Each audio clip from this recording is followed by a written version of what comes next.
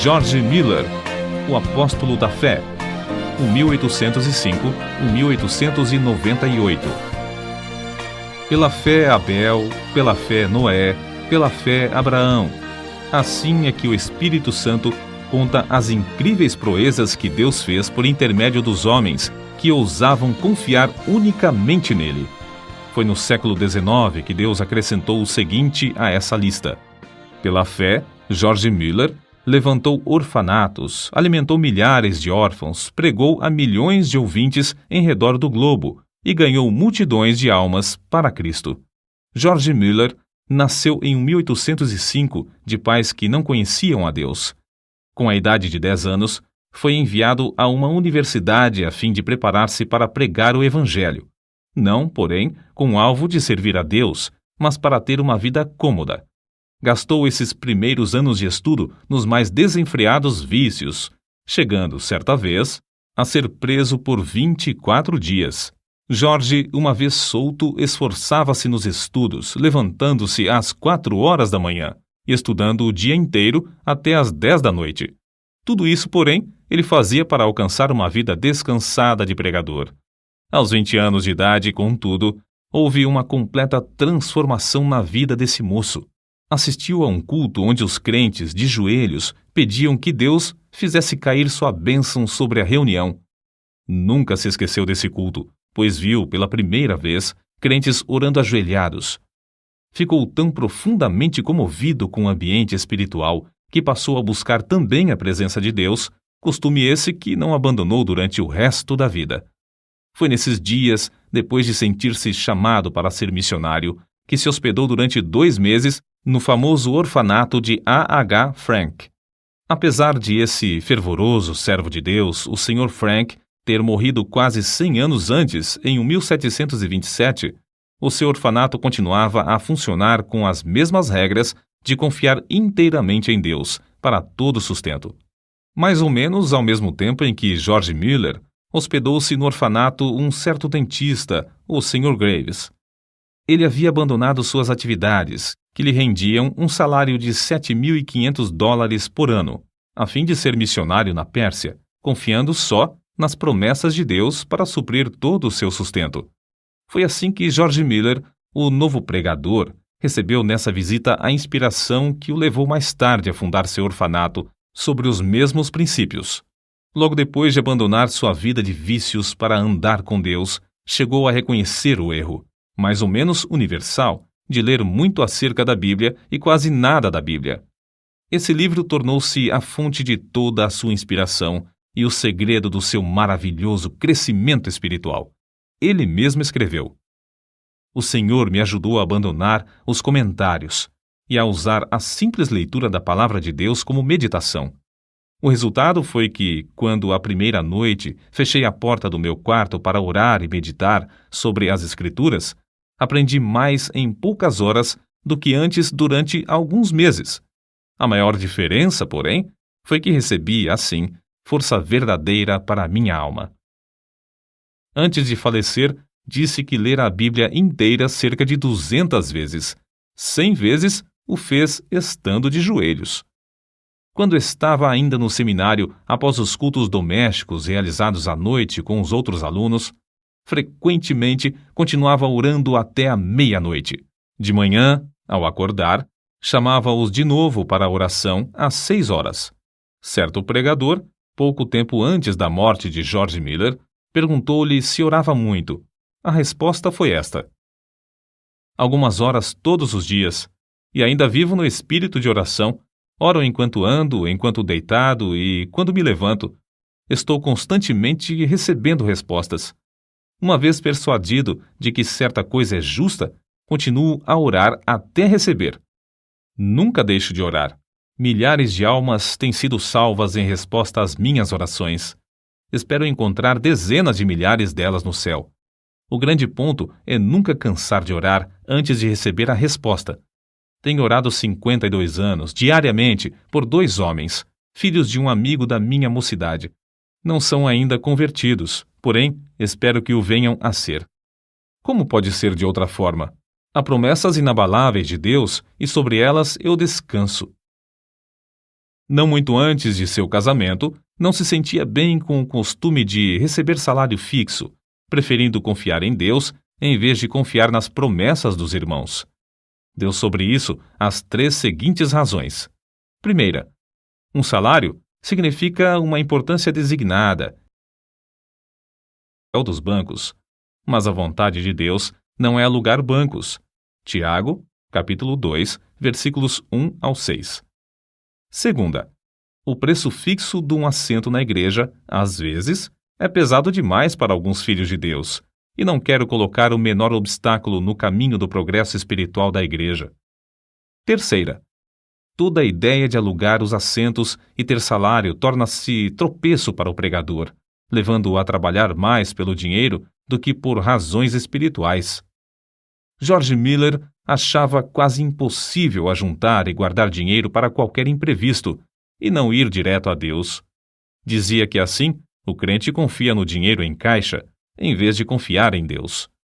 Um mês depois de seu casamento, colocou uma caixa no salão de cultos e anunciou que podiam deitar lá as ofertas para o seu sustento, e que, daí em diante, não pediria mais nada, nem a seus amados irmãos, porque, como ele disse, sem me aperceber, tenho sido levado a confiar em braços de carne, mas o melhor é ir diretamente ao Senhor. O primeiro ano findou com grande triunfo, e George Miller disse aos irmãos que, apesar da pouca fé ao começar, o Senhor tinha ricamente suprido todas as suas necessidades materiais. E ainda mais importante, tinha-lhe concedido o privilégio de ser um instrumento na sua obra. O ano seguinte foi, porém, de grande provação, porque muitas vezes não lhe restava nem um shilling. E George Miller acrescentava que, no momento próprio, a sua fé sempre foi recompensada com a chegada de dinheiro ou alimentos. Certo dia, quando só restavam 8 shillings, Miller pediu ao Senhor que lhe desse dinheiro. Esperou muitas horas sem qualquer resposta. Então, chegou uma senhora e perguntou: "O irmão precisa de dinheiro?" Isso foi para ele uma grande prova de fé. Entretanto, o pastor respondeu: "Minha irmã, eu disse aos irmãos, quando abandonei meu salário, que só informaria ao Senhor a respeito das minhas necessidades. Mas", respondeu a senhora, "ele me disse que eu lhe desse isto." E colocou 42 shillings na mão do pregador. Outra vez, Miller e sua família passaram 3 dias sem ter dinheiro em casa e foram fortemente assaltados pelo diabo com a ideia de que haviam errado em aceitar a doutrina de fé nesse sentido. Quando, porém, voltou ao seu quarto, achou 40 shillings que uma irmã deixara. Ele acrescentou então: "Assim triunfou o Senhor e nossa fé foi fortalecida." Antes de findar o ano, acharam-se de novo inteiramente sem dinheiro, num dia em que tinham de pagar o aluguel. Pediram a Deus e o dinheiro foi enviado. Nessa ocasião, George Miller fez para si a seguinte regra, da qual nunca mais se desviou: "Não nos endividaremos, porque achamos que tal coisa não é bíblica." Romanos capítulo 13, versículo 8. "E assim não teremos contas a pagar. Somente compraremos o que pudermos, tendo o dinheiro em mãos. Assim sempre saberemos quanto realmente possuímos e quanto temos o direito de gastar." Deus, assim, gradualmente treinava o novo pregador a confiar nas suas promessas. Estava tão certo da fidelidade das promessas da Bíblia que não se desviou, durante os longos anos da sua obra no orfanato, da resolução de não pedir ao próximo e de não se endividar. Um outro segredo que o levou a alcançar tão grande bênção de confiar em Deus foi a sua resolução de usar o dinheiro que recebia somente para o fim a que fora destinado. Essa regra ele nunca infringiu, nem para tomar emprestado, apesar de se ter achado milhares de vezes face a face com as maiores necessidades. Nesses dias, quando começou a provar as promessas de Deus, ficou comovido pelo estado dos órfãos e pobres crianças que encontrava nas ruas. Reuniu algumas dessas crianças para comer consigo às 8 horas da manhã e, a seguir, durante 1h30, ensinava-lhes as Escrituras. A obra aumentou rapidamente. Quanto mais crescia o número para comer, tanto mais recebia para alimentá-las, até se achar cuidando de 30 a 40 menores. Ao mesmo tempo, George Miller fundou a Junta para o Conhecimento das Escrituras na nação e no estrangeiro. Os alvos eram: primeiro, auxiliar as escolas bíblicas e as escolas dominicais. Segundo, espalhar as Escrituras. Terceiro, aumentar a obra missionária. Tudo foi feito com a mesma resolução de não se endividar, mas sempre pedir a Deus, em secreto, todo o necessário. Certa noite, quando lia a Bíblia, ficou profundamente impressionado com as palavras: abre bem a tua boca e ta encherei. Salmos, capítulo 81, versículo 10. Foi levado a aplicar essas palavras ao orfanato, sendo-lhe dada a fé de pedir 1.000 libras ao Senhor. Também pediu que Deus levantasse irmãos com qualificação para cuidar das crianças. Desde aquele momento, esse texto bíblico serviu-lhe como lema, e a promessa se tornou em poder que determinou todo o curso da sua vida. Deus não demorou muito a dar a sua aprovação de alugar uma casa para os órfãos. Foi apenas 2 dias depois de começar a pedir que ele escreveu no seu diário: hoje recebi o primeiro shilling para a Casa dos Órfãos. 4 dias depois, foi recebida a primeira contribuição de móveis, um guarda-roupa. Além disso, uma irmã ofereceu seus serviços para cuidar dos órfãos. Naquele dia, George Miller escreveu que estava alegre no Senhor e confiante em que ele ia completar tudo. No dia seguinte, George Miller recebeu uma carta com estas palavras: oferecemo-nos para o serviço do orfanato se o irmão achar que temos as qualificações. Oferecemos também todos os móveis, etc., que o Senhor nos tem dado. Faremos tudo isso sem qualquer salário, crendo que, se for a vontade do Senhor usar-nos, Ele suprirá todas as nossas necessidades. Desde aquele dia, nunca faltaram no orfanato auxiliares alegres e devotados, apesar de a obra aumentar mais depressa do que George Miller esperava.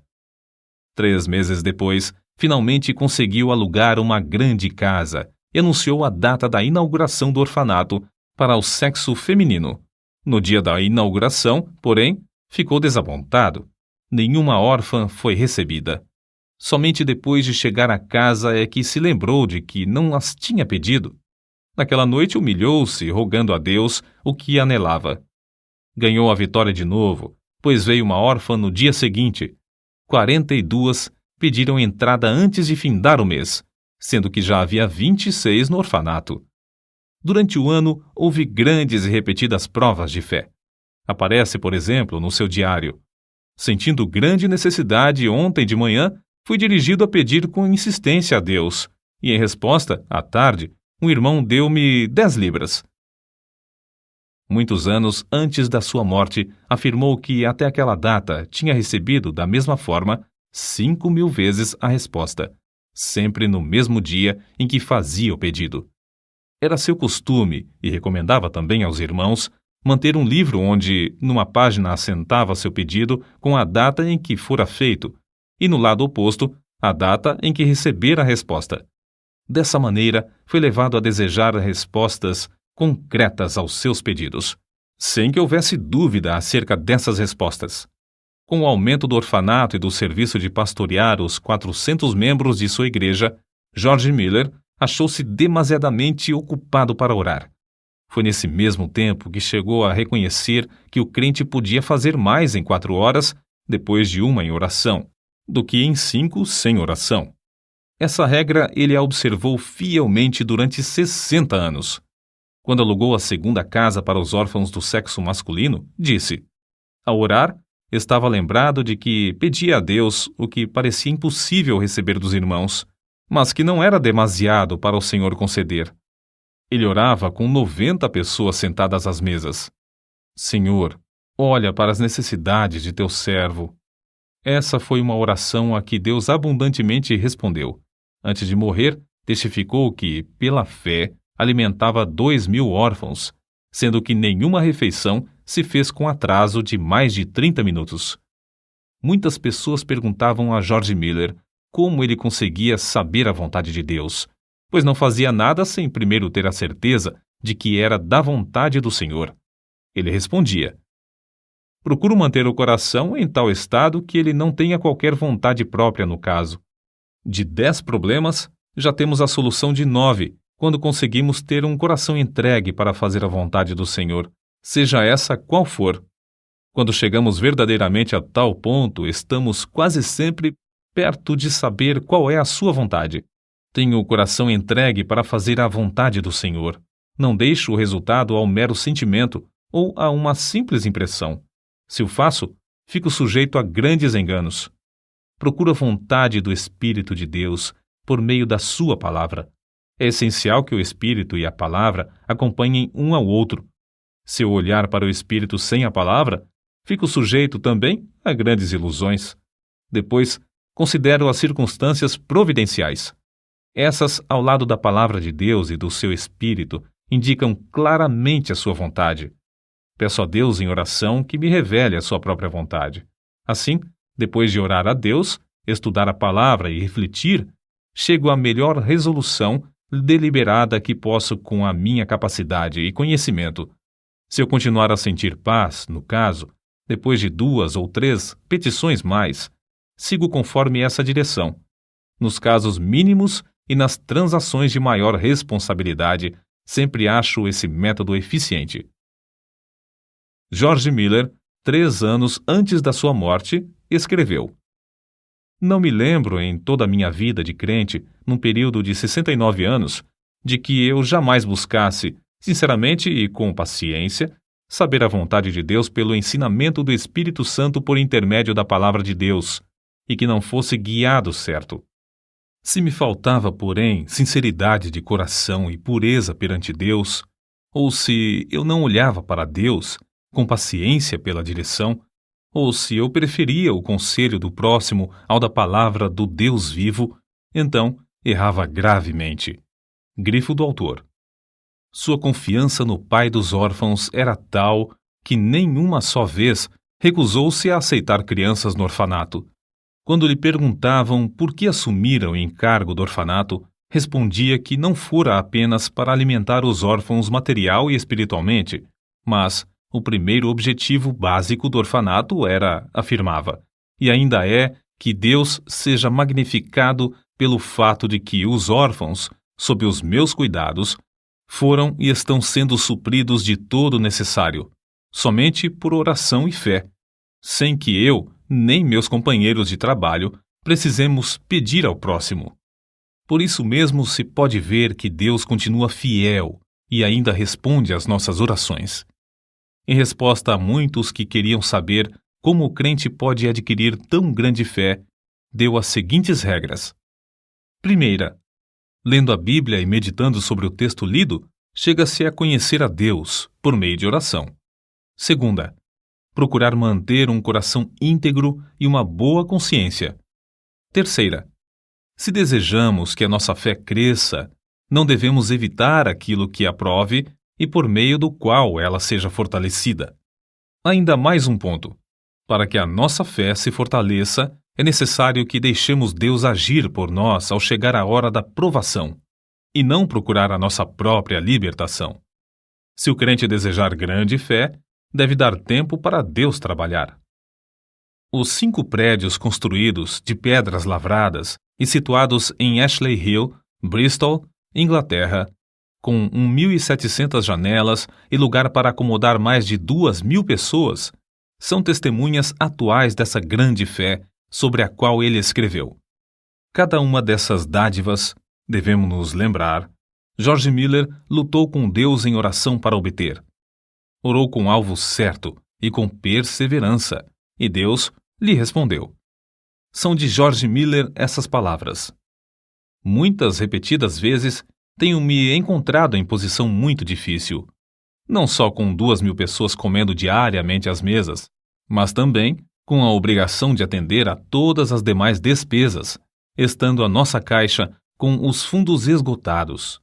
Havia ainda 189 missionários para sustentar, cerca de 100 colégios com mais ou menos 9.000 alunos, além de 4 milhões de tratados para distribuir, tudo sob nossa responsabilidade, sem que houvesse dinheiro em caixa para as despesas. Certa vez o Dr. A. T. Pierson foi hóspede de George Miller no seu orfanato.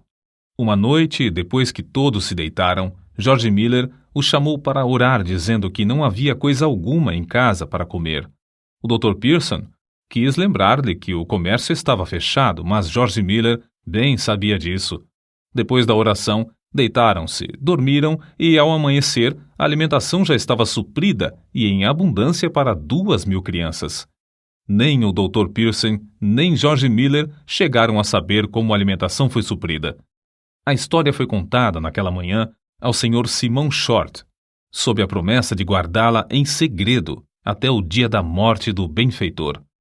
O Senhor despertara essa pessoa do sono à noite e mandara que levasse alimentos suficientes para suprir o orfanato durante 1 mês. E isso sem a pessoa saber coisa alguma da oração de George Miller e do Dr. Pierson.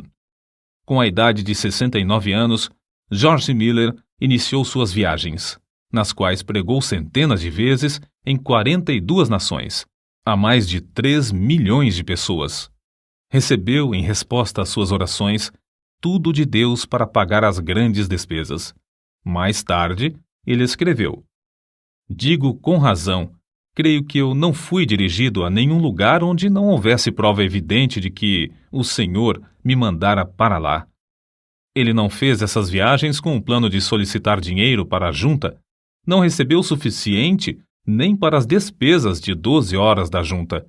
Segundo as suas palavras, o alvo era que eu pudesse, por minha experiência e conhecimento das coisas divinas, comunicar uma bênção aos crentes, e que eu pudesse pregar o Evangelho aos que não conheciam ao Senhor.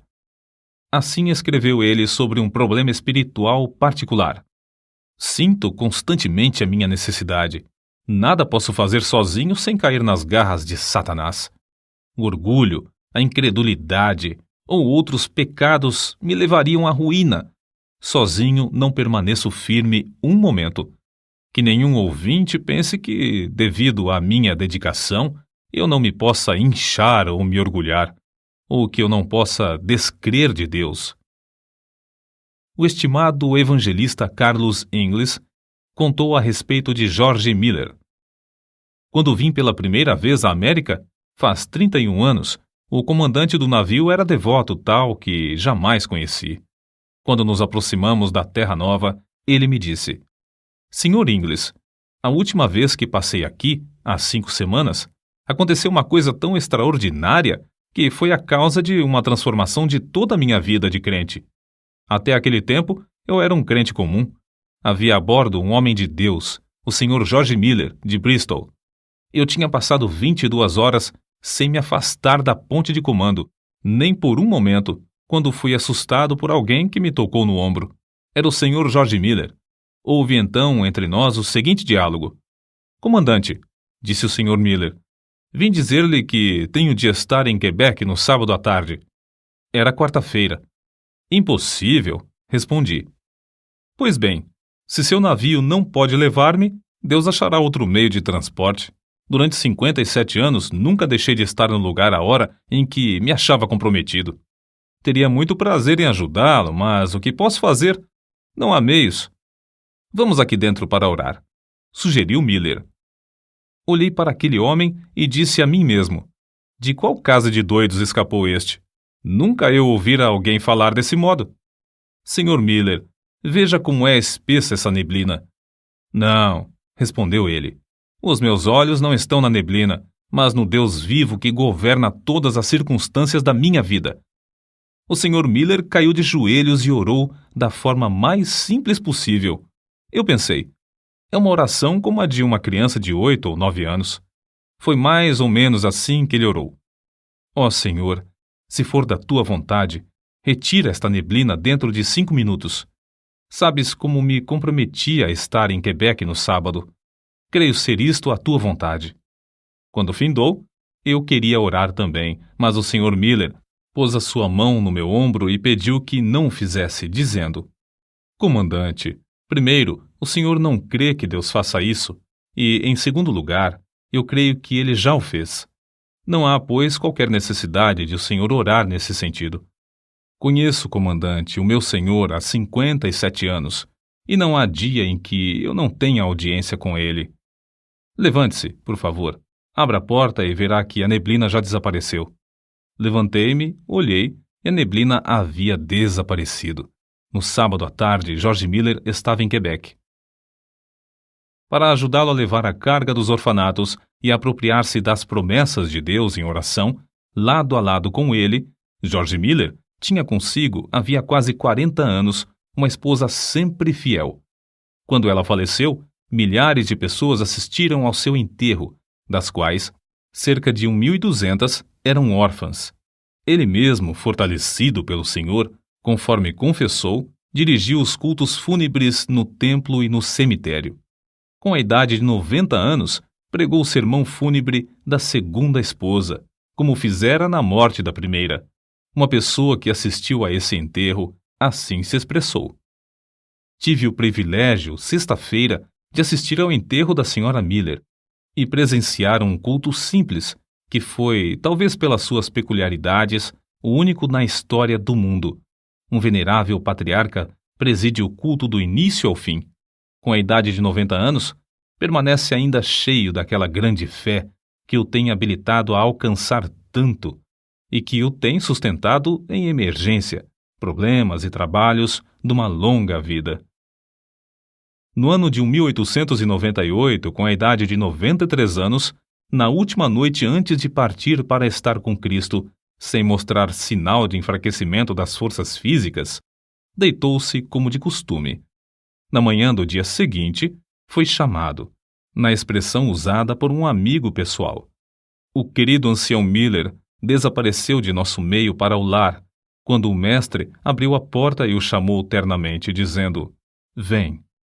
Os jornais publicaram, meio século depois da sua morte, a seguinte notícia: o orfanato de George Miller, em Bristol, permanece como uma das maravilhas do mundo. Desde a sua fundação, em 1836, a cifra que Deus tem concedido, unicamente em resposta às orações, sobe a mais de 20 milhões de dólares, e o número de órfãos ascende a 19.935. Apesar de os vidros de cerca de 400 janelas terem sido partidos recentemente por bombas durante a Segunda Guerra Mundial, nenhuma criança e nenhum auxiliar foi ferido.